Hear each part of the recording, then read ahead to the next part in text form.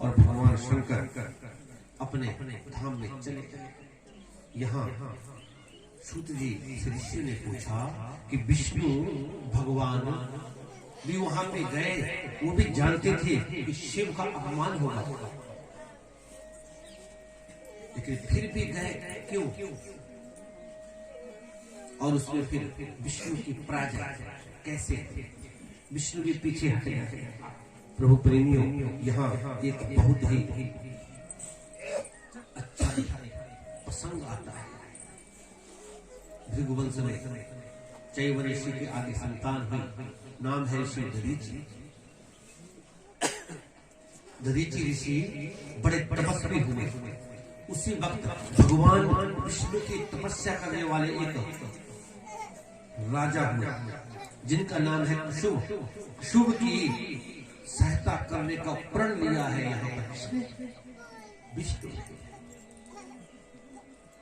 और दधीचि ऋषि और राजा शुभ के बीच में एक बार विवाद हुआ। दधीचि है ऋषि, राजा है। तो राजा ने कहा कि मैं राजा हूँ। राजा बना होता है ऋषि ने, क्योंकि राजा प्रजा का पालन करता है। ऋषि ने कहा कि राजा भी बड़ा नहीं होता, उसे भी ब्राह्मणों का, संतों का आशीर्वाद लेना पड़ता है। इसलिए बड़ा कौन हुआ? बड़े तो फिर ब्राह्मण और संत होंगे। तो तुम मेरे साथ एक फालतू का विवाद मत करो। ये तुम्हारी बात नैतिक दृष्टि से तो बिल्कुल भी सही नहीं है, और आध्यात्मिक दृष्टि में इसको कहीं जगह। जब ऐसा कहा तो उसी वक्त विचार किया दधीचि ने कि इसको समझाएं कैसे कि राजा का अहंकार है। तो यहाँ पर दोनों का विवाद बढ़ गया और दधीचि ऋषि ने एक मुक्का मारा इसके मुख पर। और शुभ जो भगवान विष्णु का भक्त भी था, उसने बड़ी तपस्या भी की थी, वो धरती पे गिर गया। दधीचि ऋषि पर क्रोध आया। क्रोध अवस्था में आए हुए उस ऋषि को उसने फिर मारने के लिए अपनी तलवार उठाई और ऋषि का गला काटा। जैसे ही ऋषि का गला काटा तो हाहाकार मच गई और यहाँ से शुभ राजा चला गया। भगवान विष्णु का भक्त भी था, अपने ताकत के ऊपर अभिमान भी था और ऋषि की गर्दन भी काटी। उसी वक्त ऋषि शुक्राचार्य पहुंचे, क्योंकि भृगुवंश से इनका कॉन्टैक्ट है, अपने ही वंश के हैं। तो लाया, उनकी गर्दन को जोड़ा, अपने मंत्र बोले और फिर जिंदा किया दधीचि को। अब दधीचि जैसे ही जिंदा हुए तो उन्होंने विचार किया कि एक शुभ जिसने मुझे आज मारा कल फिर मार देंगे। इसलिए फिर भगवान शिव की शरणागति हुई और भगवान शिव की तपस्या प्रारंभ कर दी। बड़े दिनों तक इनने भगवान शिव की आराधना की। आराधना करते करते करते जब वो भक्ति की प्रकाष्ठा ऊपर चले गए तो भगवान शिव को फिर आगे भवानी शंकर वंदे श्रद्धा विश्वास रूपिणों सामने पहुंचे और कहा, हे ऋषि, तुम अपनी आंखों को खोलो। मैं तुम्हारे सुख विद्यमान हूँ, तुम्हारी तपस्या से प्रसन्न हूँ, जो भी तुम चाहते हो हम तुम्हें देने वाले। आंखें खोली, मंद मंद मुस्कुराए हुए भगवान शंकर साष्टांग प्रणाम किया और कहा कि तुम चिंता मत करो, मेरे लिए, मेरे पास तुम्हारे लिए कुछ भी अदेय नहीं है। अदेय का मतलब ये कि जो मैं दे नहीं सकता। उसने कहा कि महाराज, सर्वप्रथम तो आप मेरे इस शरीर को वज्र का करा, शरीर ऐसा हो जाए कि इसके ऊपर ना कोई अस्त्र ना कोई शस्त्र चले ही। अच्छा, तो तुम्हारे शरीर को वज्र का करना है?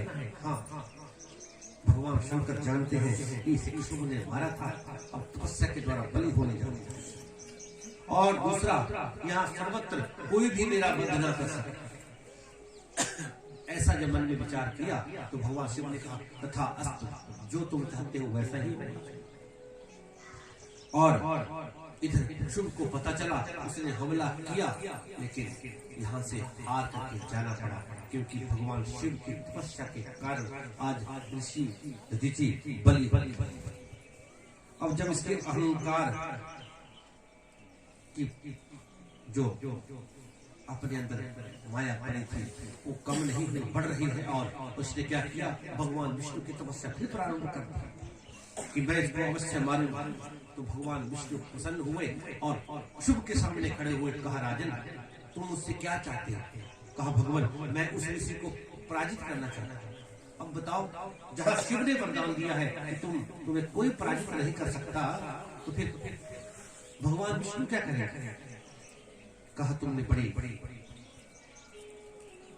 महंगी बात कही, लेकिन मैं प्रयास करूंगा कि तुम दोनों की आपस में मित्रता ही आए, क्योंकि उन्होंने तो वरदान लिया है कि उन्हें कोई हरा न पाए। और उस वक्त अंतर्धान हुए और जाकर के दधीचि के पास पहुंचे। कहा, ऋषि दधीचि, संत तो भगवंत होते हैं, और तुम्हारा दर्शन कोई कर ले तो हमारा दर्शन हो जाता है।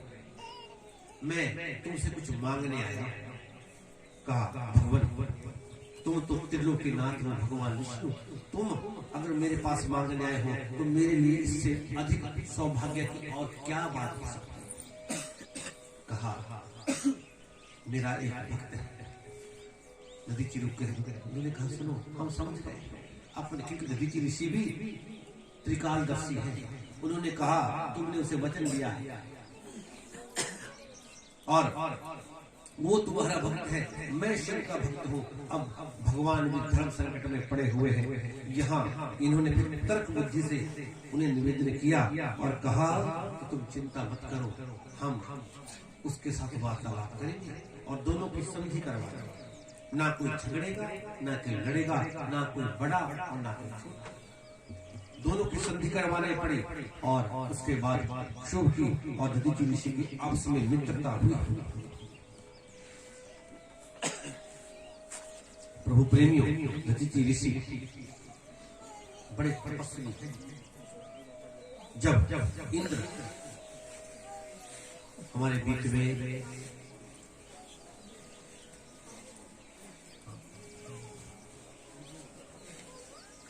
शेरी माजरा से बाबा ज्ञानपुरी जी महाराज पहुंचे हैं, जोरदार तालियां के लिए इनका बहुत बहुत स्वागत है इस दरबार में। अभी 29 तारीख को हमने इन्हीं के आश्रम में भागवत कथा को वहाँ पे सुनाया है, उस यज्ञ को पूर्ण किया है। तो भगवान सदा इनको अपनी भक्ति से ओतप्रोत रखे। बड़ा प्रेम और स्नेह उस कथा में इन्होंने हमें दिया है, इनको उचित आसन, और इनको बहुत बहुत प्रेम हमारी तरफ से। और बाबा जी से प्रार्थना करेंगे एक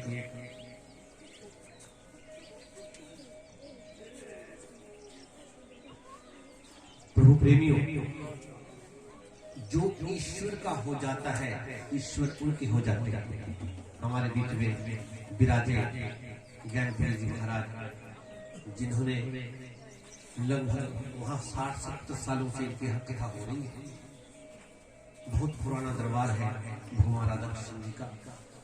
और हमारे बीच में दिगंबर महंत मनोहर दास बाबा जी भी हैं, जिनके माध्यम से ये यज्ञ हो रहा है। हमारे ही बीच में हमारे भाई यशपाल ब्राह्मण रूप में, हमारे को तो सब लोग आशीर्वाद देने पहुंचे। कथाओं को कहना कि हमारे बस की बात रही, ये तो सब हनुमान जी जाने कि क्या क्या करते हैं, कैसे कैसे करते हैं। हम कुछ नहीं जानते। ये क्यों? क्योंकि ये तो इन्हीं की माया है, इन्हीं की शरणागति लेकर के हर जीव आगे बढ़ सकता है। अगर अपना नाम भी हम लेते हैं तो भी हमें कई बार ऐसा होता है कि क्यों कर दिया। लेकिन जिस तरह से शरीर में आत्मा निमित्त है, उसी तरह संसार में ये हम जैसे लोग निमित्त बने। जैसे शरीर है ना हमारा, जो दिख रहा ये शरीर है, सूक्ष्म शरीर, स्थूल शरीर, उसी तरह से यहाँ स्थूल शरीर दिखाई देता है। लेकिन जो सूक्ष्म शरीर है भगवान का और हमारा, ये तो विलुप्त है, दिखता नहीं। लेकिन जीवित हम उस ही की वजह से हैं। ये तो जीव जंतु है, भगवान शिव की कथा में चली है तो ये भी घूमते फिरते रहते हैं। लेकिन इनकी एक आपस में शत्रुता होती है, जिनका लोग उदाहरण देते हैं। बात कुछ नहीं है, फिर भी एक दूसरे को डरा रहे हैं। तो बताओ, चुप भी तो रह सकते थे, लेकिन इनको बुद्धि ही इतनी दी है।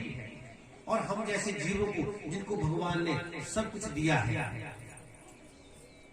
ज्ञान दिया है, मान दिया है, सम्मान दिया है, अपनापन दिया है, हम भी अपने ईर्ष्या और दोष के कारण अपने हृदय को एकाग्र नहीं रखते। हम भी इधर के उधर हो ही जाया करते हैं। प्रभु प्रेमियों, यहाँ पर भगवान शिव जो भक्तों की सदा रक्षा करने वाले हैं, वो विराजमान है। चतुर्विधा भजन दे माँ जना सको रीति सदा। इनको जैसे भी आप जिस विधि से भी भजे, सब कुछ समझने वाले भगवान शंकर की माया को कोई नहीं जान पाया। आगे चल करके फिर प्रभु प्रेमियों, इस दधीची ने भगवान की बात मानी। शुभ राजा और दधीची के बीच में मित्रता हुई। आज हड्डियों का वज्र का शरीर उनका भी बच गया, और भक्ति करने के कारण विष्णु के माध्यम से शुभ भी बच गया। दोनों लड़ने से बचे, किसके कारण? सिर्फ ईश्वर को उन्होंने बीच में लिया है। जब भी हमारे बीच में भगवान खड़े हो जाते हैं, तो फिर हमारा बचना निश्चित है। लेकिन जब हम भगवान को साइड करके और अपने आप आगे हो जाते हैं, तो फिर हमारा बिगड़ना, हमारा अहित होना भी निश्चित है। नाराजगी, शत्रुता ये जिंदगी में चलती रहेगी, लेकिन एक विचार कभी करना कि क्या लेके आए थे और क्या लेके जा रहे हैं। प्रभु प्रेमियों, ये कुछ भी संसार में है ही नहीं। कहा था ना हमने कल परसों एक चीज, कि एक दिन हम घर से निकले, दिल में कुछ अरमान थे। एक तरफ थी झोपड़ी और एक तरफ शमशान थे। एक हड्डी से लगी ठोकर के हड्डी के एक बयान थे। अरे इंसान जरा संभल कर चल, कभी हम भी तेरे जैसे इंसान थे। सभी की ये पोजीशन है। आज हम किसी की हड्डियों को ठोकर मार रहे हैं, कल हमारी हड्डियों को ठोकर मार।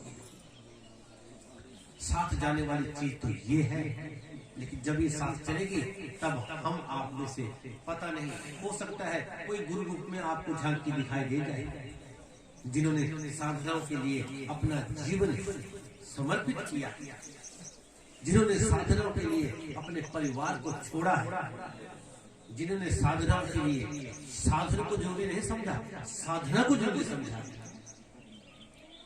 तो प्रेम में यहाँ आगे रुद्र संहिता का तृतीय खंड और पार्वती खंड प्रारंभ होता है। पार्वती खंड में सर्वप्रथम ब्रह्मा जी के पुत्र हुए तक्ष। इन्हीं की आगे बहुत सी कन्या हुई। उन्हीं में से पितरों की एक कन्या है जिसका नाम है स्वधा। जब ब्राह्मण आपके घर में वो कराता है ना श्राद्ध, तो क्या बोलता है? तस्मै स्वधा न।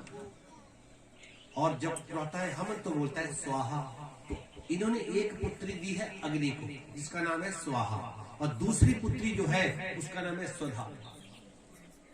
तो पितृकार्यों के लिए थोड़ी सी कुछ चीजें हम बता रहे हैं आपको। बाबा जी की तो विदित है हमारे ज्ञानपुरी जी को, कि पिछली कथा में हमने, क्योंकि चैनल पर भी कई चीजें बाद रिकॉर्डिंग साफ नहीं आती, आप आगे चीजें पीछे होता है। हमारा चैनल पे लाइव चलता है कई बार, तो या फिर रिकॉर्डिंग चलती है श्री भक्ति पार्थ पे, तो कुछ चीजें वहां से आप ग्रहण कर सकते हो अगर आपको लगे कि ये सुनने लायक है, जीवन उपयोगी।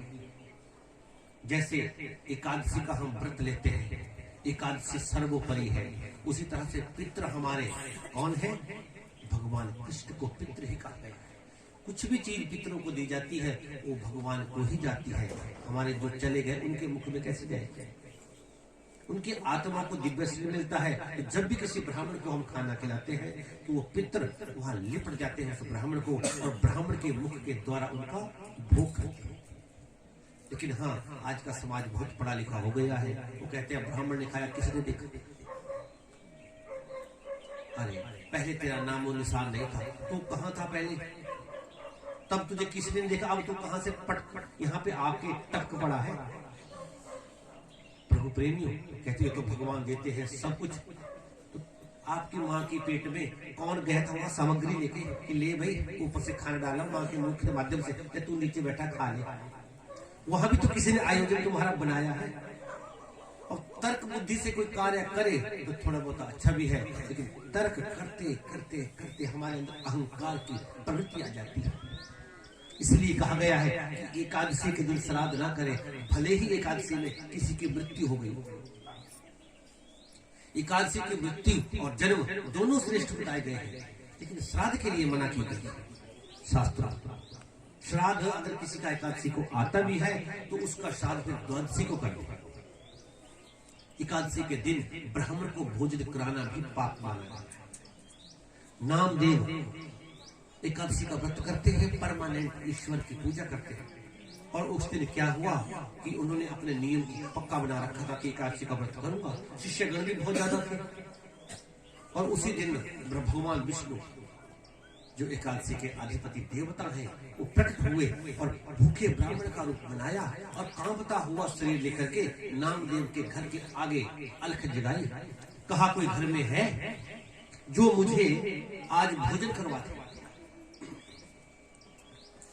नामदेव ने कहा कि घर में तो मैं हूं, लेकिन भोजन नहीं करवा सकता। नहीं, मुझे भोजन करना है। अगर भोजन नहीं करूंगा तो मेरे प्राण निकल जाएंगे। अब नामदेव बड़े धर्म संकट में पड़ गए। बोलते हैं या तो फिर आर की या फिर पार की, दो ही बातें होती हैं। या तो अपने नियम भंग करके उसे भोजन कराता तो भी तर जाता, लेकिन इसे नियम पर रहा तो भी तरा है। उसने कहा देखो ब्राह्मण, आज है एकादशी, आज का दिन मैं भोजन अन्न का दान नहीं करता, क्योंकि उस दिन अन्न के बीच में पाप का निवास होता है। आप सभी ने भी एकादशी का व्रत करना है। पाप का निवास होता है, इसलिए भोजन का दान नहीं। एक दिन निकाल दो, कल पेट भर के तुम्हें भोजन करवाया जाएगा। ब्राह्मण ने ऐसे मुंह खोला, ऐसे देखते देखते कहा नहीं, भोजन भोजन भोजन और प्राण। हमें समझना पड़ेगा, ये भी शिक्षा मिल रही है। जो जितना ताकतवर है वो कमजोर को दबा ही देता है।